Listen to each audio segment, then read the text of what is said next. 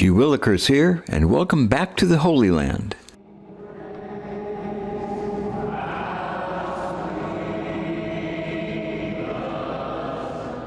The streets of Jerusalem are never truly quiet. Pilgrims speak in dozens of languages. Shopkeepers call from their doorways. Footsteps echo across stones worn smooth by centuries of travelers. Yet, every so often, amid all the movement, there comes a place that seems to ask only one thing of those who enter: be still. That is how it feels as I approach the Church of St. Anne. Its weathered Crusader facade stands with a quiet confidence, almost austere among the crowded streets of the old city. There are no soaring domes or glittering mosaics on the outside. Its beauty lies in its simplicity, as though it has learned that truth needs very little adornment. Even from the courtyard, I can hear the pilgrims singing inside. Amazing grace, how sweet the sound. It's one of those songs no one ever gets tired of hearing or singing, since the message speaks so directly to every person. And especially here. The church was built nearly 900 years ago, yet the acoustics remain astonishing. Just beyond these walls lies one of the most extraordinary places in all of Scripture, the Pool of Bethesda. Descending toward the excavations is like walking backward through time. Stone stairways lead downward beneath the modern streets of Jerusalem. Every few steps seems to peel away another century. Above us stands the Crusader Church, where everyone is singing. Below its foundations lie the remains of a great Byzantine basilica, built by Christians who wished to honor this sacred place long before Europe emerged from the Middle Ages. Beneath those ruins are still older Roman structures. And beneath them all rests the place described in the 5th chapter of the Gospel according to St. John. For many years, critics dismissed John's account as legend. He described twin pools separated by a central causeway, with 5 covered porticos surrounding them. No one had ever found such a place. Surely, they said, the gospel writer must have been mistaken. Then, archaeologists began to dig. What they uncovered matched John's description with remarkable precision. There were twin reservoirs. There was the central dividing wall. There were the foundations of the surrounding colonnades. Once again, the scriptures quietly waited for history to catch up. Walking among these ancient stones, I try to imagine the crowds that once gathered here. The sick, the blind, the crippled, the forgotten. Every one of them carrying hope that perhaps the next stirring of the waters would change everything. Among them was one man. His name is never recorded. His illness is never explained. What we are told is almost unbearable in its simplicity. He had suffered for 38 years. 38 years. That is longer than many people spend in a career. Long enough for children to become grandparents. Long enough for cities to change and generations to disappear.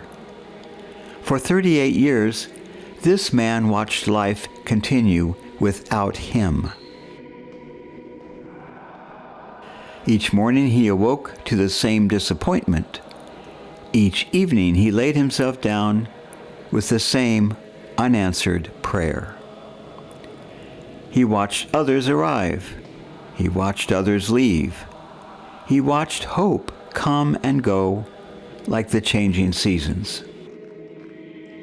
Yet something remarkable appears in the gospel. This man never complains. He never curses God. He never accuses anyone. When Jesus asks him, "Do you wish to be made well?" the man does not answer with anger.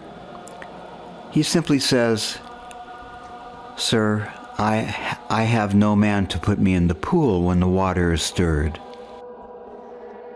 What a profoundly human sentence. Not bitter, not dramatic, simply true. I have no one. How many people today could say exactly the same thing? Not because they cannot walk, but because they carry burdens that no one else seems to notice or be able to help with. Loneliness, grief, illness, disappointment. The quiet ache of prayers that seem to rise no higher than the ceiling. Every Christian eventually discovers his own Bethesda pool, a place where we wait far longer than we expected, a place where healing seems always to happen to someone else. Another detail of this story strikes me. Most of Christ's miracles begin with faith. To the blind he asks, "Do you believe?"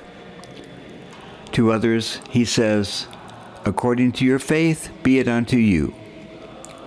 Again and again we hear, "Your faith has made you well." But not here. Here, Jesus asks for no confession, no declaration, no proof. The man offers no great expression of belief. He does not even recognize who is speaking to him. Then Christ simply commands, "Rise, take up your bed and walk." And immediately, the impossible becomes reality. Why this man? The gospel never tells us. Perhaps that omission is intentional. Perhaps this man is every man. And God's grace simply cannot be explained. Sometimes he responds to faith. Sometimes he responds to persistence. Sometimes he responds because he is merciful. Grace is never earned, it is always given. I wonder whether the greater miracle was not merely that a crippled man walked. Perhaps it was that after 38 years of disappointment, he had not allowed suffering to poison his soul. That would be a miracle if I could do it. I think I'm glad to be here, but I won't be sorry to leave. Endurance is one of the least celebrated Christian virtues. We admire courage, we admire sacrifice, we admire dramatic conversions. But patient endurance seldom makes headlines. Abraham waited, Joseph waited, David waited, Israel waited, the apostles waited. Perhaps God accomplishes his deep work while we think nothing is happening. The paralytic had no idea that this ordinary morning would become the day he met the Son of God.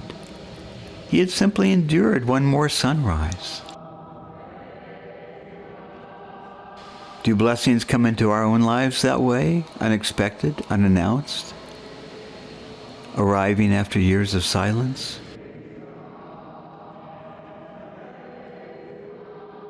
Although these stones no longer speak of ruins, they speak quite loudly here of hope. not the fragile hope we manufacture for ourselves sometimes. It's the hope that rests entirely on God's mercy, trusting in Him, waiting for Him. We do have to wait.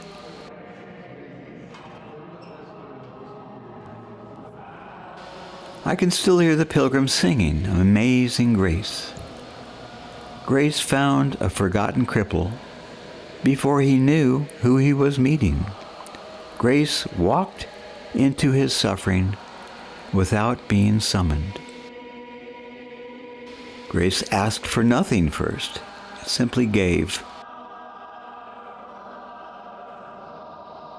No doubt this is why this place continues to draw pilgrims from every nation, because every one of us arrives carrying something we cannot heal ourselves. Some burden, some wound, some unanswered prayer, and we are waiting. The Pool of Bethesda reminds us that Christ still walks among those who wait. He has not forgotten the lonely. He has not overlooked the weary.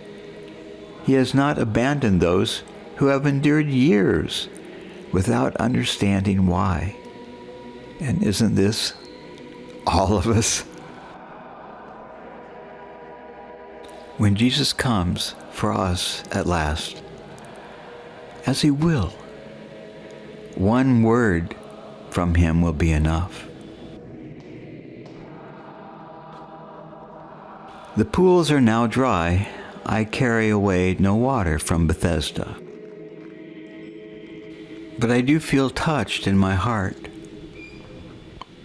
at the story of this man who is also me, and reassured that God's silence is not His absence. Even after 38 years, or however long it takes, grace will come.